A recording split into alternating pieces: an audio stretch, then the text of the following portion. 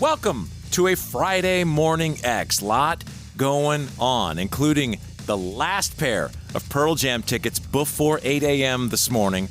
Also, just after 8, Battle of the Sexes. Somebody is going to win a trip to the lodge at Gulf State Park. It's a 3-day, 2-night stay, luxury Hilton property.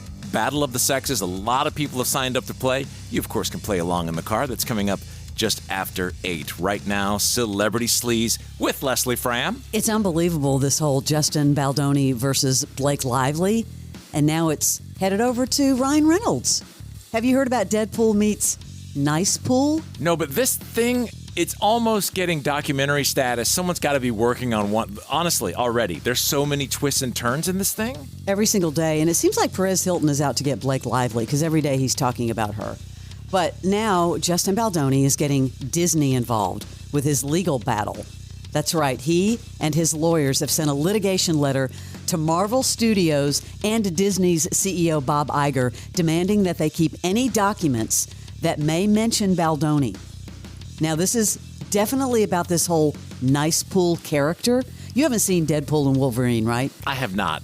Okay, well, obviously, this is what he's talking about. I'm the only person who hasn't seen it. Just me. Specifically, Baldoni's attorneys are looking for documents, quote, related to or reflecting a deliberate attempt to mock, harass, ridicule, imitate, or bully Justin Baldoni through the character of Nice Pool. So check out this audio. Who are you? Oh, I'm Deadpool. And I guess you're Deadpool, too.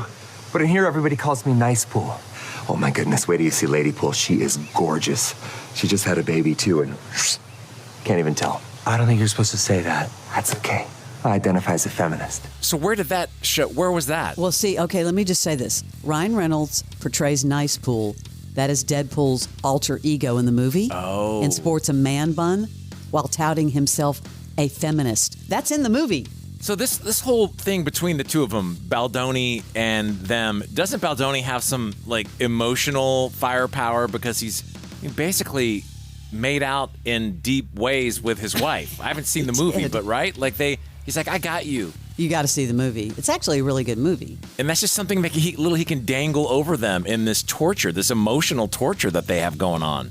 Just the fact that he's going after Ryan Reynolds now for that whole character and is now like sending papers to Bob Iger. This is insane. Yeah, bro's got cash or someone's backing him. Maybe someone's trying to tear down that empire, like, and they're funding him because what he's doing is not cheap.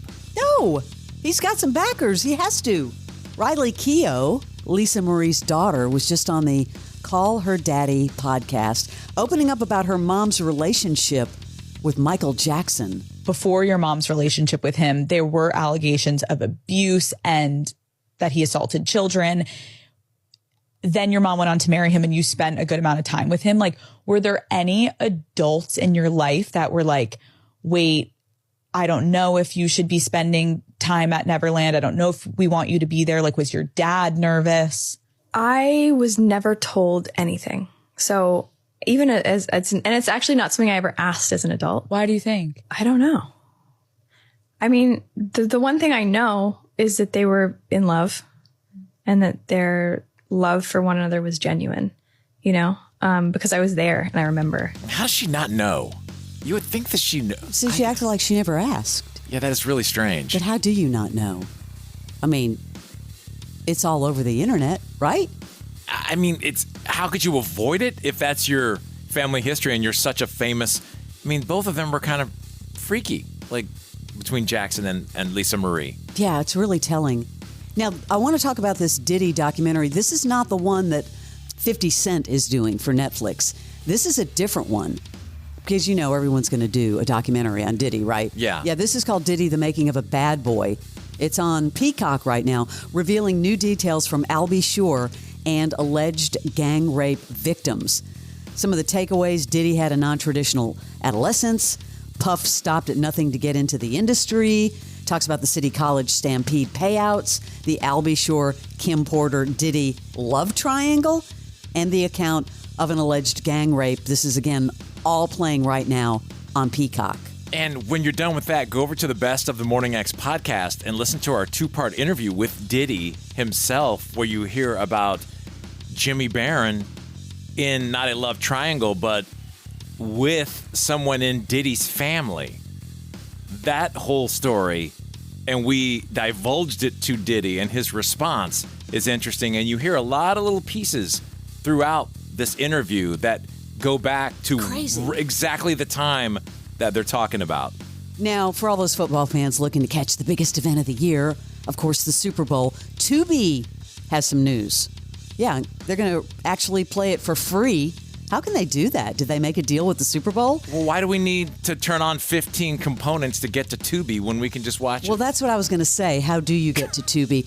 This also includes the halftime show with Kendrick Lamar. I don't understand why this is a thing. It says it's part of a special takeover by Fox Sports.